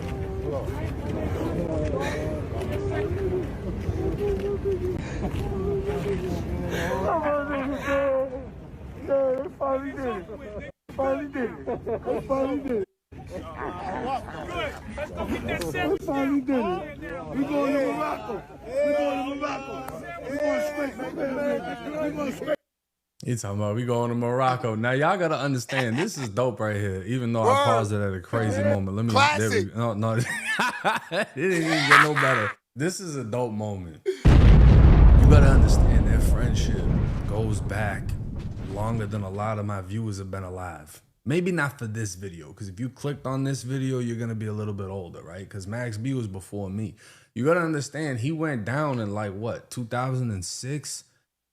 I was in maybe 6th grade. I think 7th grade for me was 07. See, this is what, let me pause him for a second. No disrespect to 1090J, because he's doing his thing, is obvious. You know, he get all the streams, he got all his subscribers. You know, that's you guys' fault. I can't listen sometimes to these niggas that's in 6th grade making blogs on, I'm there in real time, my niggas. But of course, they make it difficult for the guys like me, right? Because I run from the gatekeepers, my niggas. I'm, like I told y'all before, I'm one of them. I'm them. I run from the gatekeepers. But he's in 6th grade, and we talking about Max B. Let's talk about it. Something like that, yeah. Like I was middle school around this time. But for those that don't know, I'll make you aware. We're gonna speak on who Max B is and some of the rumors that have actually come out leading up to his release. Because you know how nowadays, from Big Meech to Young Thug, the snitching shit is all over the place, right? And people are coming home and not met with the love that they think they're gonna get. It's the complete fucking opposite. Shout out to Jessica Wingate, in the building, born wanna check in. 1978, better known by Max B. Shit, baby. Best known for his solo Public Domain and $1 Million Baby. He made his mixtape debut in 2006. Following a streak of financial grievances, Max B parted ways with Jones in 2008 because he was with Jim Jones' Bird Gang. Okay, so then it was 2009. He was sentenced to 75 years in prison on conspiracy charges pertaining to an armed robbery, kidnapping, aggravated assault, and felony murder. These are some big boy charges, right? And to have been aligned with Jim Jones during the height of Bird Gang, and you know what I'm saying? Like, It's like, why even be involved in something like that unless he was just a street dude that was with the shit? But we're gonna get into all of that right now. Now, this is one of the many appeals by Max B. And within the appeal, it's going to detail, it also has his co-defendant here. It's going to detail what took place in this situation. So the trial evidence presented by the state, including the testimony of co-conspirator Gina Conway.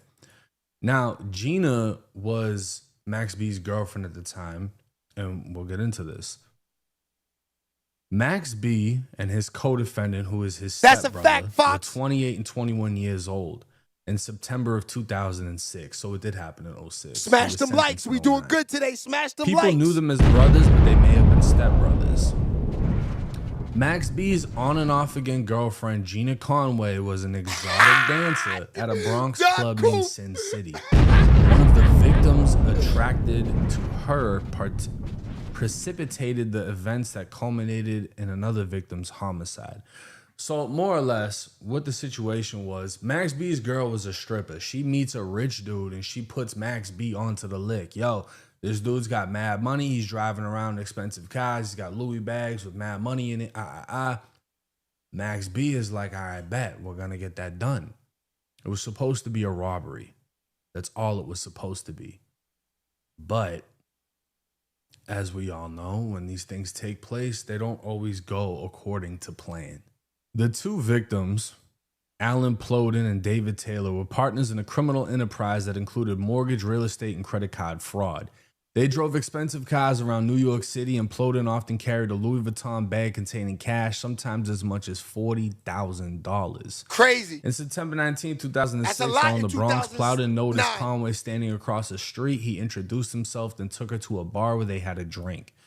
So this big fraud artist sees this stripper, takes her out, and that's how these things happen, right? And little does he know, she's fucking Max B, who's with the shit, and he's a lick. He doesn't even realize he's about to get robbed.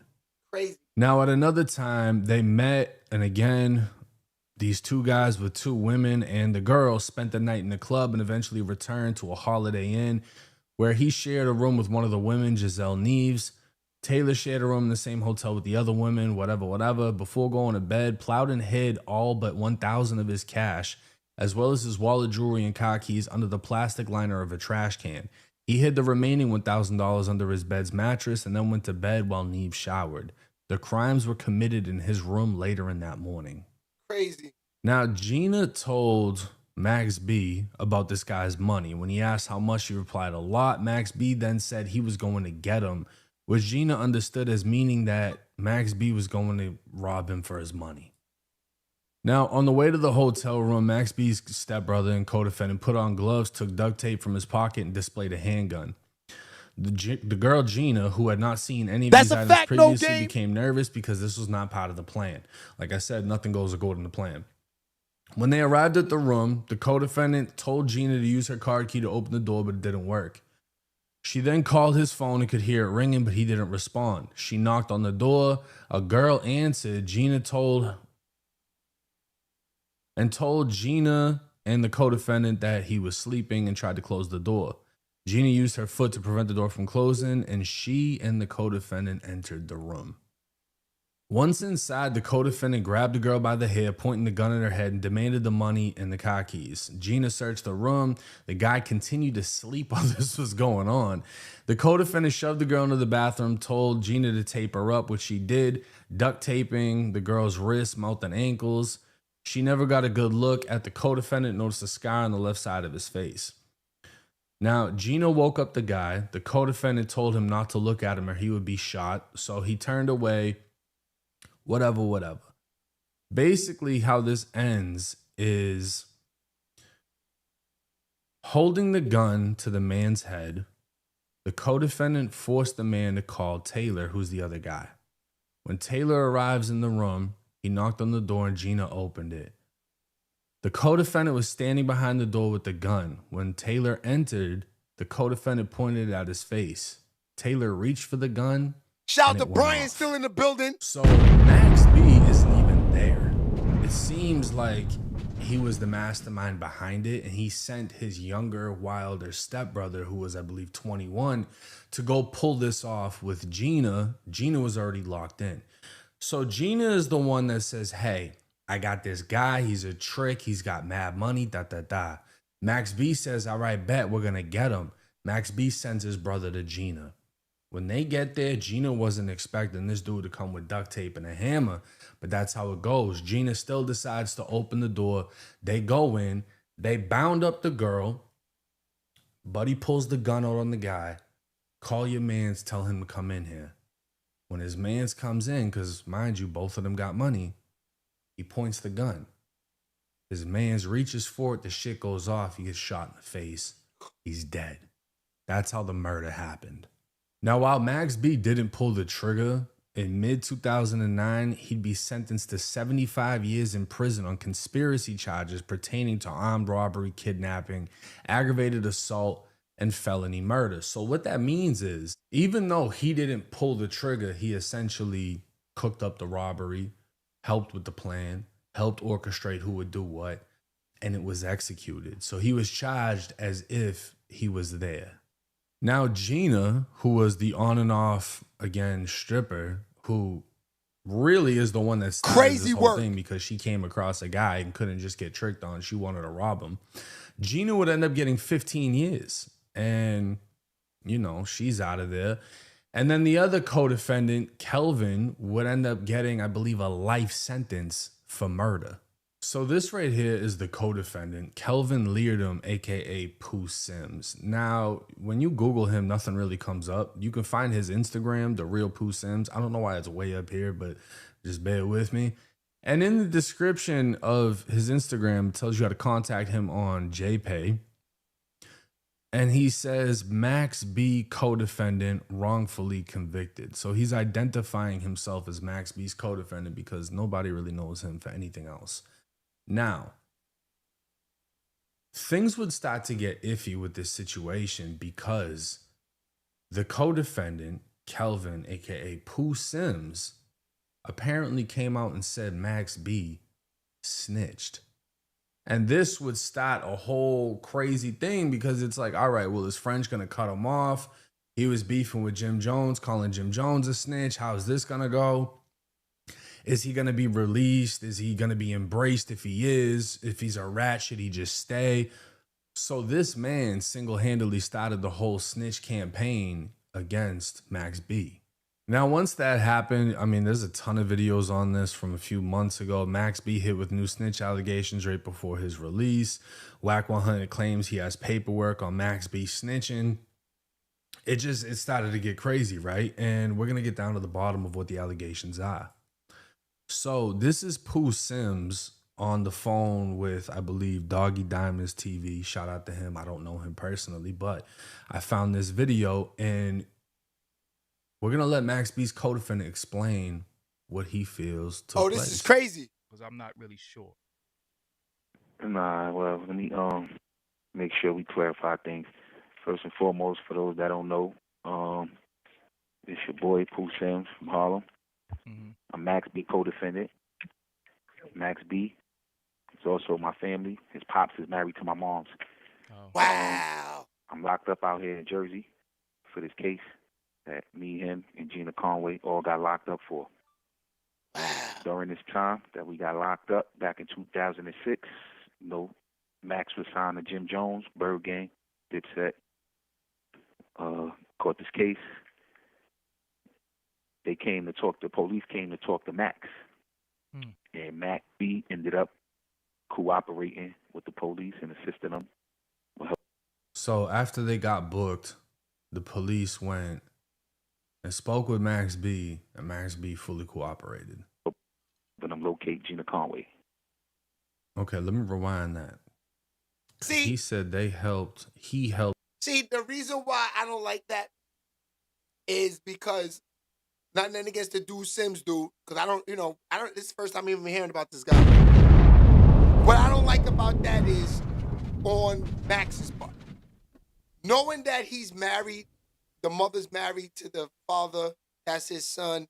This is a bad, I would have never done that with him just off the strength of this is my mother's new husband's son. You know, when you do a crime with a nigga, you gotta always worry about a nigga snitching. You always gotta worry about that. So now you making the family hot. Now, how's the mother still with the father, knowing that both boys is in jail together and one of them could have possibly snitched on each other? That's nasty. That's dangerous, fam. Yeah, I feel bad for Max B, man. Got a lot going on in that head, man. Pause. Locate her. And Mac B ended up cooperating with the police and assisting them with helping them locate Gina Conway. So that's what I put out there, and I put that back out. Like I said, we got locked up in 2006. I didn't get my discovery to the end of 2007, and that's when I put it out. I put it out in 2008. Put the paperwork out. So for the people who don't know, what is a discovery? Now this. Okay, so what he's saying is Max B didn't cooperate necessarily against him, but against the girl Gina, who was his girlfriend at the time, right? And there's another page here from King Erna where he's apparently breaking down the actual documents that were sent to him by the co-defendant. Yo, this is King Erna coming to you guys live and direct.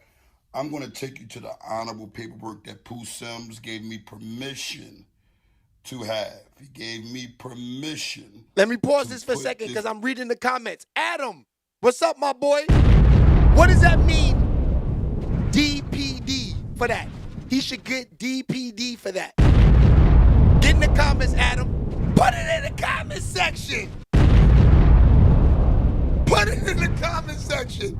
Shout out to 050. Oh, Lord. Paperwork out. Now, he also told me to make sure I block out buildings, addresses, because this paperwork is not being put out to cause any type of negativity. It's being put out simply so Charlie Wingate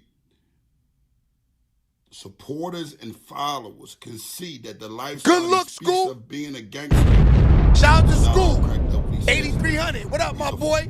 I pray to God that this man can read the actual fucking paperwork. Fraud. Now, I'm going to take y'all all the way over here, though. Right? And when I take you over here, I want to say, this is when the court is speaking. I have the transcripts. Not what Buck has. I don't know if that's a made-up, in Philly we call it 75-49. But this is what I have, okay? The court, thank you. You could be seated, please. And detective, I just remind you are previously sworn in this morning. You remain under oath to tell the truth, okay? Yes, Your Honor, thank you.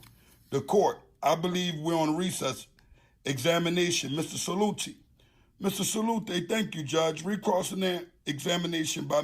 Tone is in the building. Man. I'm going to just have to skip to wherever the fuck he talks about something important. The way he... Yo, chat, get in them comments. Shout my man Tone out. Tone is in the building. Be reading, I ain't gonna lie, this shit's kind of... What it is, baby. On redirect, Mr. Delaney talked to you about the fact that when you talked to Charlie Wingate, you already had information developed that Gina Conway was somehow an associate with Sin City. Right. Answer, correct. Question. Now, Sin City, did you go and look at the place? Do you know what the place is? I know what it is, but I was never there. This is the detective talking. Question, what is it? Answer, it's a club. It's a gentleman club. Question, strip club? Answer, that's another word for it, yes. Question, now you said in your direct and my, I'm going right over, hold on, my cross, that you were careful not divulge to Mr. Wingate information about the fact you were investigating a robbery and or a homicide, correct? The detective, answer, yes. And you said also to Mr. Delaney, on redirect that you already had the information about Sin City, that Gina Conway was some way associated with Sin City when you went to talk to Mr. Wingate, right? Yes. Question. Mr. Wingate, however, independently, without you telling him that you had that information, also gave you that information about the fact that Gina Conway might be in some way associated with and or at Sin City, correct? Shout out to House over there on Facebook. Yes. Am I missing something? Like, as to how the fuck this is like a big thing?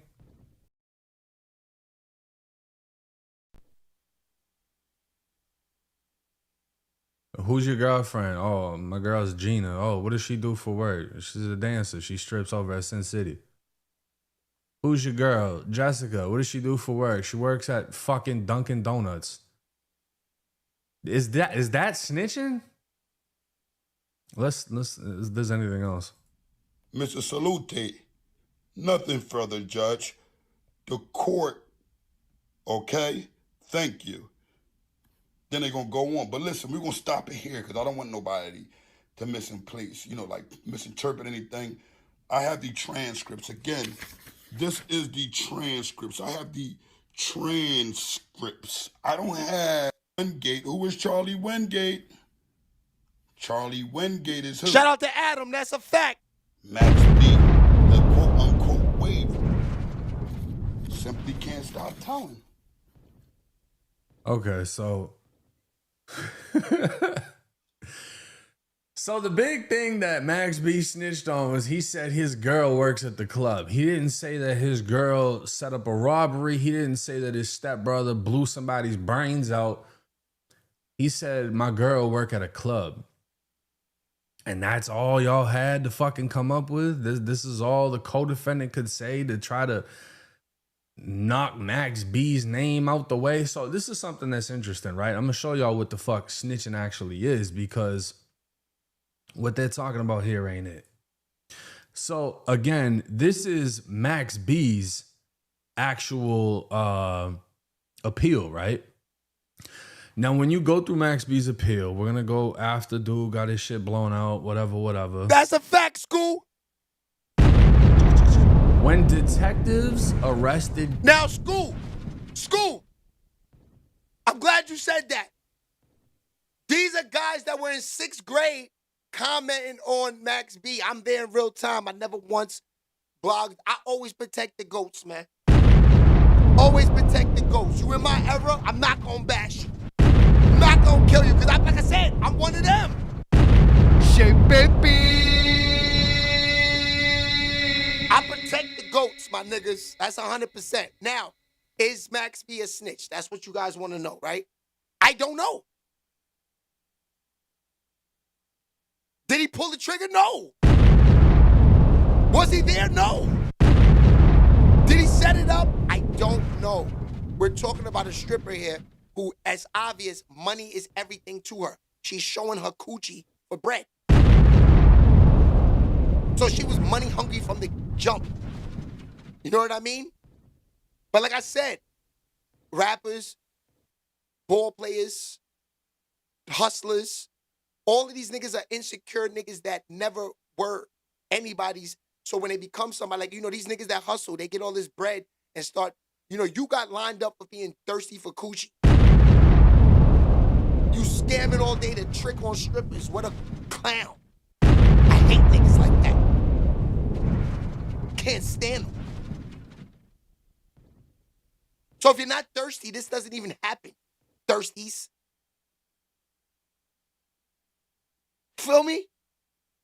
So it's nasty out there, even the whole situation, even with Max B and the guy who's still locked up doing 100 years. You know what I'm saying? It's a nasty situation. Now this guy's commenting. Now he said they need to get off Max B's, get off his D, right? 100%. Because niggas is all these guys are, all these YouTubers. Like I said, they're not in the booth. You know what I mean? 90% of them niggas did jail time for petty crimes that they're not getting no real money off, being gang members and all of this shit and thinking they tough. Now they YouTubers. You know what I mean? I'm outside in the field, my nigga. I'm there. I'm in that business in this time when these niggas is getting locked up with record deals, with budgets getting paid from industries. One thing about Shay Baby, if I'm on the scene, I'm getting paid from a company. And that's real. Shay Baby.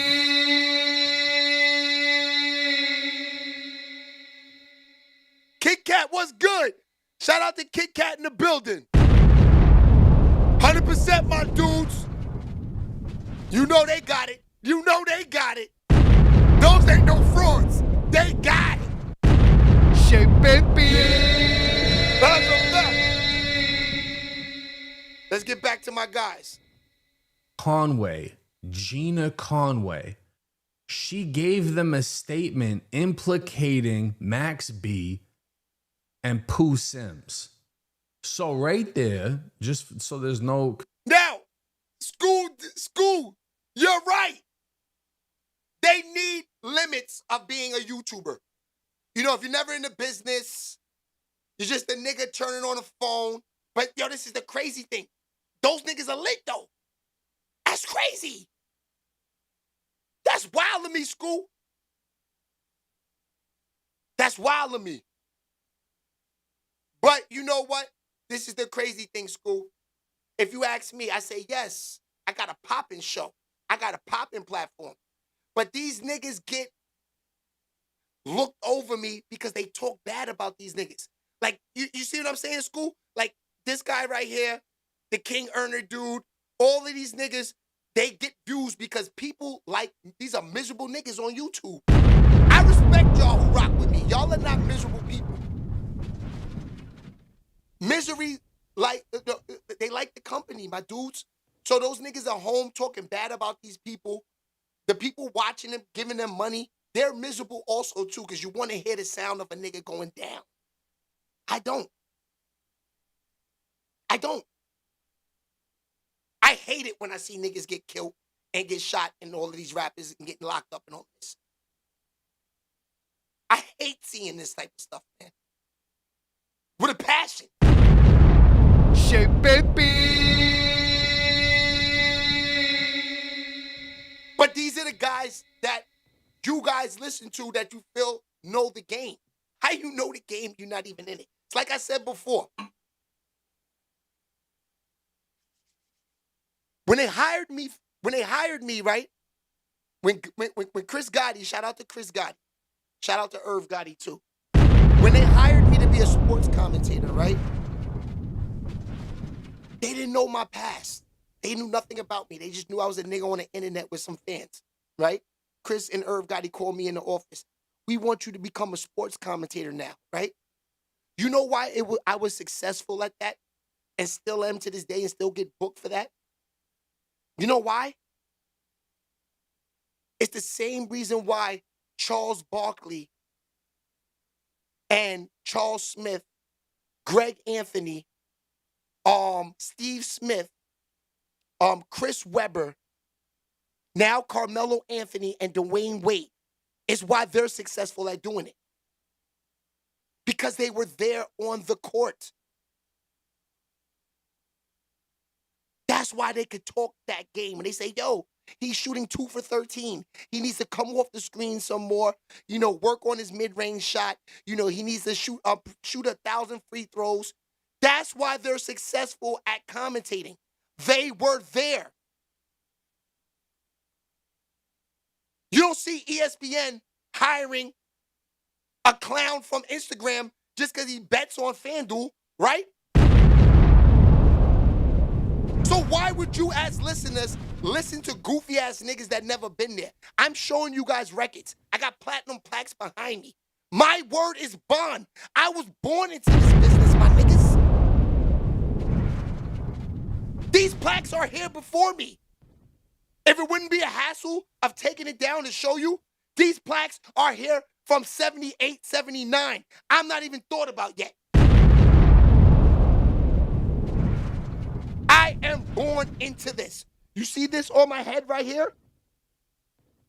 This thing that's shaped like a cross, that's from me 1 year old falling in a studio. My father had me in the studio as a baby. I fell on the drums. You know, look, let me show you guys. Just so you can see that it's real. Drum, set, screw.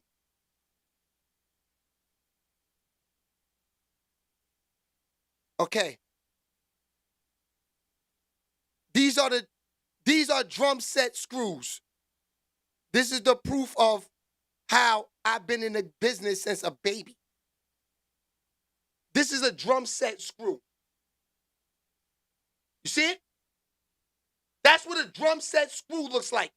I fall on that as a baby. You see the cross in my head? Look, I fall in that as a baby.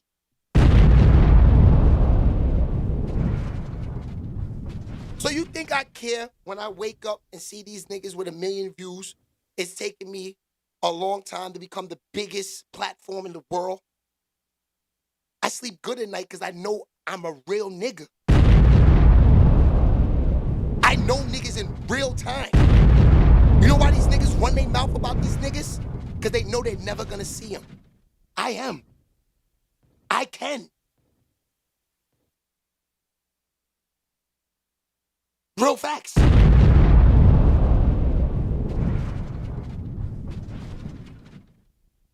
That's why I don't go down that road and I protect the goats. Because I'm one of them, my nigga. Do your research. Please. Do your research. I tell niggas this all the time, fam.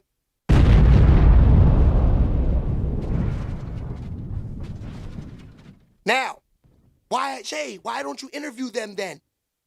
Because I'm not a fan-ass nigga. I'm not chasing niggas, asking niggas, you know, just like in the music business. Shay, why was you on Rockefeller Rough Riders? Why was you on all these labels, Bad Boy? Because I was a nigga that want to compete. I want my own label. I didn't want to be with Jay-Z. I wanted to be Jay-Z. I wanted to be Mace. I wanted to be these niggas. They don't want to be underneath these niggas getting $300 a show? No! No! Much respect to them. But like I told y'all, I don't want nothing given to me. That's why I take the slow boat to China. That's why I said, let me start a morning show and build up my own fans. This is no different than me driving down on a Monday night at 10 o'clock at night by myself or with one other nigga and standing outside the radio station amongst a bunch of wolves to get my records played. Nobody did that for me. I had to do that on my own.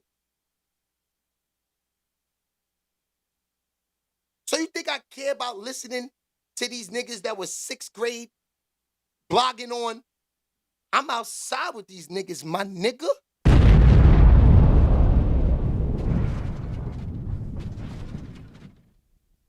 I'm outside with these niggas. This is real. The other day, right? The other day, if you went and go check out the interviews, hope you guys did, right? I interview a guy. I think I have it on here too, right? I interview a guy. He gets locked up with Tekashi 6ix9ine snitches on him. He does 8 years with Mel Maxey in them. I'm talking. You can't talk to these niggas unless you are an outside nigga. This is a nigga. Shout out to Drama Bentley. The nigga who introduces me to Drama Bentley. Shout out to Cat. He's Paul Kane, Fab, Joe Buttons, all of these niggas like manager back in the early 2000s.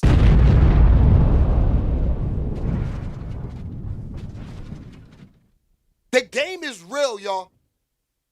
I know you YNs think this is a joke, but this shit is real.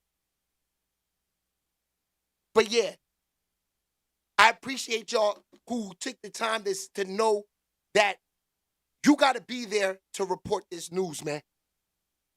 If you wasn't outside, I mean, and I'm not talking about being outside robbing niggas, selling coke, selling weed. If you wasn't in the studios, in front of them stations, in these clubs, in the booth with the DJs, networking, or in the music business in those eras, it's hard for me to listen to you report it.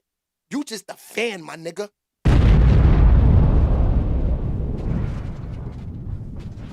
You just a fan, my nigga. I'm not. I just showed y'all the proof. I'm there. You can't take these pictures. It's the biggest drug dealer in New York City in history. You know why he's the biggest? Because he doesn't go to jail for drugs. He goes to jail for tax evasion. You know what I'm saying? He doesn't get caught. It's a nigga that plays in the NBA, scores 100 points, and say I quit because they only want to pay him 100 grand. He's making that every day in the streets. This is my father's best friend. That's my father's best friend. That's real.